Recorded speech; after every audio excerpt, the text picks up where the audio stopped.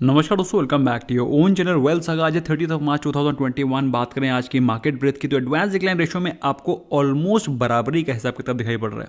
1700 plus stock जो कि NSC में लिस्टेड हैं, 900 stocks for advancing and declining were approximately 800 stocks, जो कि बताता है कि मार्केट ऑल्दो आज जबरदस्त तरीके से भाग रही थी, लेकिन उसके बावजूद भी आज कुछ सेगमेंट में प्रॉफिट बुकिंग आपको दिखाई पड़ रही थी।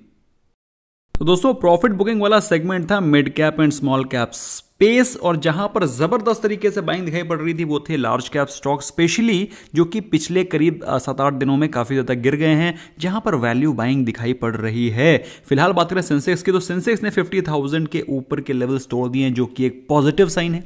बात करें निफ्टी 50 की, तो निफ्टी 50 ने ऑलमोस्ट अपने 14,850 जो कि उसके एक स्ट्रॉन्ग रेजिस्टेंस जोन है वहीं पर क्लोजिंग दी है, जो कि बताता है कि इसका लास्ट पड़ाव बचा है 14,850 के ऊपर 15,000 का लेवल, जिसको कि अगर इसने तोड़ा तो फिर उसके बाद इसकी पाथवे बुलिश सिग्नल की कंफर्म हो जाएगी।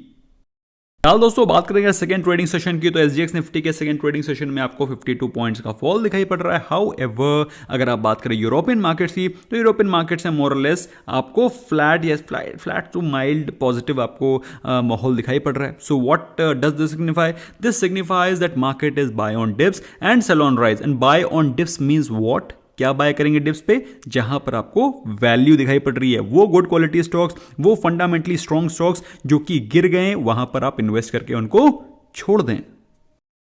अब दोस्तों, जैसा कि मैंने आपको पिछले 1-2 सेशन में बताया भी हुआ है कि इस समय मार्केट बाय ऑन डिप्स की है। जो आज का लीडर होता है वो कल का लूजर होता है। क्यों? क्योंकि जो लूजर हो चुका था वहां पे फ्रेश बाइंग इमर्ज होकर के आती है। जैसे कि यूपीएल पिछले पिछले ट्रेडिंग सेशन में टॉप लूजर था, इट वाज टॉप लूजर, और आज वो top gainer. Why? Because market is buy on dips. यहां पर जिसमें भी डिप आ रही है, निफ्टी 50 का अच्छा स्टॉक, निफ्टी 50 के स्टॉक में अगर आपको गिरावट दिखाई पड़ेगी तो वहां पर वैल्यू बाइंग आना तय है। इसके अलावा दोस्तों, स्टील सेक्टर के स्टॉक्स आज जबरदस्त भाग रहे थे, फार्मा सेक्टर के स्टॉक्स भी आज अच्छा खासा भाग रहे थे। एचडीएफसी बैंक में ऑल्दो आज नेगेटिव न्यूज थी, उसके बावजूद भी वो 4% अप था। अब नेगेटिव न्यूज क्या थी उसको भी समझेंगे, और इसके अलावा और भी अच्छी न्यूज है उनको भी समझेंगे।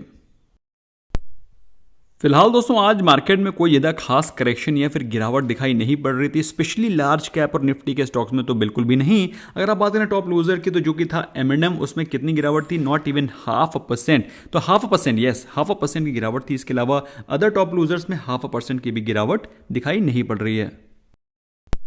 अब बात आती है चार्ट पे क्या दिख रहा है। So it's very interesting to see कि चार्ट पे आपको क्या दिखाई पड़ रहा है। दोस्तों, फिलहाल बात करें पिछले ट्रेडिंग सेशन के कंपैरिजन में मार्केट स्ट्रेंथ तो दिखाई दे रही है।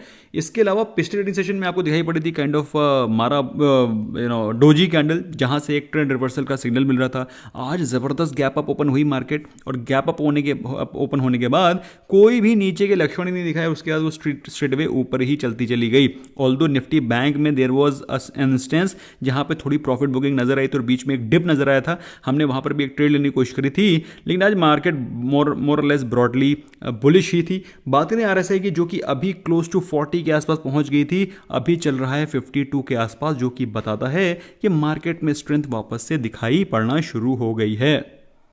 दोस्तों, ये है निफ्टी 50 का इंट्राडे का चार्ट। जैसा कि आप देख सकते हैं, मार्केट ओपन हुई गैप अप, और उसके बाद कोई भी बीरिश सिग्नल नहीं था बारिंग दिस हाफ एन आवर, जहां पे थोड़ा सा प्रॉफिट बुकिंग दिखाई पड़ी थी। लेकिन उसके बाद जैसे ही उसने 14,800 के लेवल्स को तोड़ा, उसके बाद मार्केट बिकेम एब्सोल्युटली बुलिश, और फिर उसके लास्ट में थोड़ा सा कंसोलिडेशन नजर आया मार्केट में। लेकिन आज दो स्टॉक्स में जबरदस्त जंप दिखाई पड़ा, एयू स्मॉल फाइनेंस बैंक और येस बैंक में, और उसका मैंने सेपरेट वीडियो पोस्ट कर दिया है कि भाई जंप का कारण क्या था। दोस्तों, बात करें निफ्टी बैंक की, तो निफ्टी बैंक में भी आज मॉर्निंग में मोमेंटम था, और हम लोगों ने 2 ट्रेड्स लिए थे। एक 33,800 का कॉल ऑप्शन, और उसके बाद 33,600 का पुट ऑप्शन, जो कि हम लोगों ने लिया दोपहर के समय। 33,600 का पुट ऑप्शन भी इन द मनी हो गया था, लेकिन थोड़ा सा मार्केट में कंसोलिडेशन आज रहा, स्पेशली बीच बीच में, जिसकी वजह से प्रीमियम थोड़ा सा डिके हो रहा था, क्योंकि ये वीक शॉर्ट वीक है। इस वीक में देखा जाए तो सिर्फ 3 ही ट्रेडिंग सेशन है, ट्यूसडे, वेंसडे और ऑफकोर्स थर्सडे को तो एक्सपायरी है ही। तो इस कारण जो कंसोलिडेशन हो रहा था, जैसे ही मार्केट कंसोलिडेट हो रही थी वहाँ पर प्रीमियम डिके हो रहा था और मार्केट में प्रीमियम ज़्यादा तेज़ी से बढ़ भी नहीं रहा था। तो मार्केट में 2-3 फेजेस थे जहाँ पर कंसोलिडेशन होने के कारण प्रीमियम में डीके हो रहा था। तो मार्केट में जो मूव था वो बिल्कुल स्पोरेडिक मूवमेंट था, कोई वन डायरेक्शनल मूवमेंट तो मैं नहीं कहूँगा, बट ये जो मूवमेंट था वो काफ़ी प्रिडिक्टेबल था कि मॉर्निंग में अपसाइड, उसके बाद कंसोलिडेशन। तो मार्केट में जो मूवमेंट था वो प्रिडिक्टेबल था, लेकिन मार्केट में जो मूवमेंट था वो बहुत ज़्यादा क्विक था। तो उस कारण अगर आप सोच रहे हैं कि मार्केट में बहुत ईजी था ट्रेड करना आज, तो it was not at all an easy trading day. However आज अच्छे खासे क्वालिटी के स्टॉक्स को बाय करने का दिन था। अगर आपने उनको बाय किया है तो आई एम श्योर लॉन्ग टर्म में आपको अच्छा बेनिफिट मिलेगा। फिलहाल दोस्तों बात करें आज की गुड न्यूज़ की, सबसे पहली और सबसे बड़ी गुड न्यूज़ यही है कि निफ्टी 50 को छोड़ दें तो सेंसेक्स ने 50,000 के लेवल्स को तोड़ दिया है, जो कि एक पॉजिटिव साइन है। अगर निफ्टी भी 15,000 के लेवल को तोड़ के ऊपर निकल जाता है तो दैट आई थिंक जो बीच में बियरिश मोमेंटम आया था वो खत्म है। लेकिन हमको इतनी जल्दी ज़्यादा बुलिश होने की ज़रूरत नहीं है, क्योंकि कोविड के केसेस अभी भी बहुत तेज़ी से बढ़ रहे हैं। उनका भी मैं एक इंपॉर्टेंट पॉइंट है जो कि मैं आगे डिस्कस करूंगा। फिलहाल दोस्तों आज एक स्टॉक स्पेसिफिक, आज कई सारी स्टॉक स्पेसिफिक न्यूज़ थी। अल्ट्राटेक सीमेंट ने अपना 5,000 करोड़ का लोन पिछले वीक रीपे किया, और ये सारा का सारा जो पेमेंट किया उन्होंने अपने कैश फ्लो से किया। बेसिकली इसको पे करने के लिए ना तो उन्होंने कोई अपनी होल्डिंग्स को प्लेज किया है, ना ही कोई एडिशनल बोरोइंग करी है, जो कि मेरे हिसाब से एक बहुत ही शानदार न्यूज़ है। इसके अलावा दोस्तों मिंडा इंडस्ट्रीज के प्रमोटर मिंडा इन्वेस्टमेंट ने 3.3 लाख शेयर्स खरीदे हैं मिंडा इंडस्ट्री के, विच क्लियरली डिमॉन्स्ट्रेट्स कि भाई कंपनी की स्ट्रेंथ कितनी सॉलिड है। और दोस्तों जैसा कि मैं आपको पहले भी कई बार बता चुका हूं कि Minda industry manufactures the air bags, इसके अलावा भी ऑटो एंसिलरी के कई सारे पार्ट्स और स्पेयर्स बनाते हैं वो, लेकिन एयर बैग्स में वो बनाने में महारत हासिल रखते हैं। और दोस्तों मेरे हिसाब से you must not miss opportunity, क्योंकि इस समय गवर्नमेंट का फोकस बहुत ज़्यादा सिक्योर ड्राइविंग के ऊपर है, जिसके चलते उन्होंने फ्रंट सीट पे एयरबैग्स को कंपलसरी भी कर दिया है। तो ऐसे में दोस्तों मेरे हिसाब से इंडस्ट्री पे आप फोकस रख सकते हैं। कोई भी गिरावट होती है तो उस पर आप एक्यूमुलेट करें। अच्छा, एयरकॉन में फिर से न्यूज़ उछली है कि 5 अप्रैल को बोनस इशू कंसिडर करेंगे। इसके पहले भी उन्होंने एक बार कहा था कि हम बोनस कंसिडर करेंगे, फिर उन्होंने कह दिया नहीं नहीं नहीं नहीं, इसको हम लोग बाद में रिकंसिडर करेंगे। तो फिलहाल दोस्तों 5 अप्रैल को जहाँ तक मुझे लगता है ये अप्रूव हो जाएगा। शेयर होल्डर्स और बोनस की जो ये डिस्कशन होगा बोर्ड मीटिंग में, I am sure it should be approved. So again a positive news for Aircon as a whole.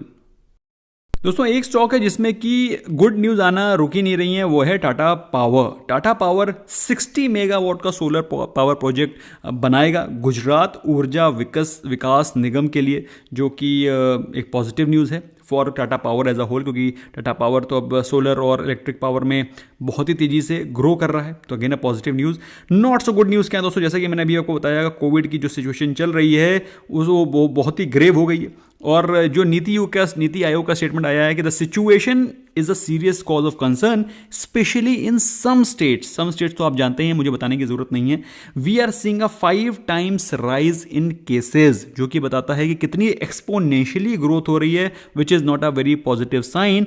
Positive sign ये तो है नहीं कि केसेस बढ़ रहे हैं, ये तो पॉजिटिव साइन ऑफ कोर्स है नहीं, लेकिन उससे ज़्यादा ग्रेव साइन ये है कि बाई चांस अगर उनमें कुछ रिस्ट्रिक्शंस को ज़्यादा बढ़ा दिया जाता है, मतलब अगर ऐसा कह दिया जाएगा भाई सैटरडे संडे को लॉकडाउन होगा या फिर रात में 8 बजे के बाद कोई नहीं निकलेगा, तो ये भी एक इकोनॉमिक एक्टिविटी को रिस्ट्रिक्ट करने वाली चीज़ होती है मेरे हिसाब से। दोस्तों we should not let this happen, हम लोग खुद ही जिम्मेदार हैं। अगर एक आदमी भी अपने रिस्ट्रिक्शंस को मेंटेन करेगा, अपने जो सोशल डिस्टेंसिंग नॉर्म्स हैं, अपने जो मास्क वास्क लगाएगा, तो आई एम श्योर उससे 4 लोगों को बेनिफिट मिलेगा। तो please start from your self. हम लोग पढ़े लिखे लोग हैं तो कम से कम हम लोग तो कर सकते हैं, बाकी जो दुनिया कर रही है वो तो उसको तो वी कांट फोर्स एनीबडी।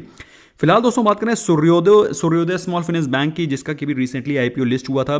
तो प्लूटस वेल्थ मैनेजमेंट ने उसके 13 लाख शेयर्स को सेल किया है 258। तो दोस्तों जिन लोगों ने इसमें इन्वेस्ट कर रखा है तो आप समझ सकते हैं बड़े बड़े इन्वेस्टर्स उससे DIIs उससे एग्जिट करके निकल रहे हैं। सो मेरे हिसाब से I don't consider Suryoday small finance bank to be a very very strong fundamental stock, I don't think so. तो इसीलिए दोस्तों मैं रिकमेंड करूंगा कि अगर आपने इसमें इन्वेस्टमेंट कर रखा है तो you must try to exit on rise.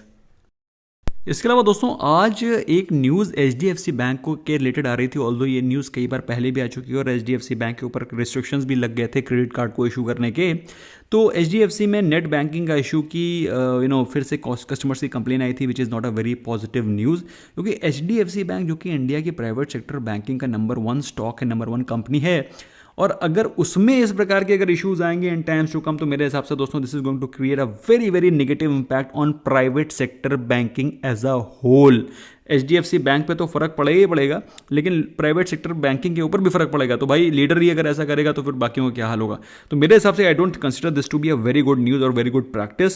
सो है ना दोस्तों, किसी ने जो HDFC बैंक यूज़ करता हो और इस प्रकार की प्रॉब्लम फेस कर रहा हो, please do let me know in the comment section कि क्या प्रॉब्लम क्या आ रही है। OTP नहीं आ रहा है, क्योंकि एक OTP का समस्या तो थी, वो तो ट्राई का इशू था। इसके अलावा कोई इशू आ रहा था मुझे थोड़ा बताइए कमेंट सेक्शन में, because I am not a HDFC bank holder. मैं HDFC बैंक का I use SBI, I use Bank of Baroda, but yeah, of course I am HDFC Bank shareholder. My wife uses HDFC bank, लेकिन मेरे को कोई problem तो आई नहीं। आप लोगों को कोई प्रॉब्लम अगर आई है तो मुझे कमेंट सेक्शन में डेफिनेटली बताइएगा। इसके अलावा बॉन्ड यील्ड्स में US की जो 10 ईयर बॉन्ड यील्ड है वो फिर से 1.75% बढ़ी है, लेकिन उसके बावजूद भी आज इंडियन स्टॉक मार्केट ज़बरदस्त तरीके से भाग रही है। सो फिलहाल दोस्तों वही बात है कि जब पॉजिटिव होता है तो ये सारी चीज़ें पीछे हो जाती हैं, बैकफुट पे हो जाती हैं, और क्योंकि जब जहाँ पर वैल्यू दिखाई पड़ती है तो मार्केट वहाँ पर फ्रेश बाइंग करती है, फिर चाहे जितनी भी निगेटिव चीज़ें हों। तो आई एम श्योर आपने दोस्तों ये जो पिछले 7 दिनों की फॉल थी उसमें कोई ना कोई कुछ अच्छी क्वालिटी के स्टॉक्स बाय किए होंगे। कौन से स्टॉक्स बाय किया दोस्तों मुझे कमेंट सेक्शन में डेफिनेटली बताइएगा, और किस प्राइस पे बाय किया, ताकि हम लोग डिस्कस कर सकें, क्योंकि काफ़ी सारे सब्सक्राइबर्स हैं जो कि आपस में क्वेश्चन आंसर करके डिस्कस भी करते रहते हैं। That's a very very great practice, so you can discuss and please do let me know कि आपने इस फॉल में कैसे अच्छे क्वालिटी के स्टॉक्स को किस प्राइस पे बाय किया। Thank you so much for giving precious time. अगर आपको वीडियो पसंद आया स्मैश करें like button. Bye bye for now.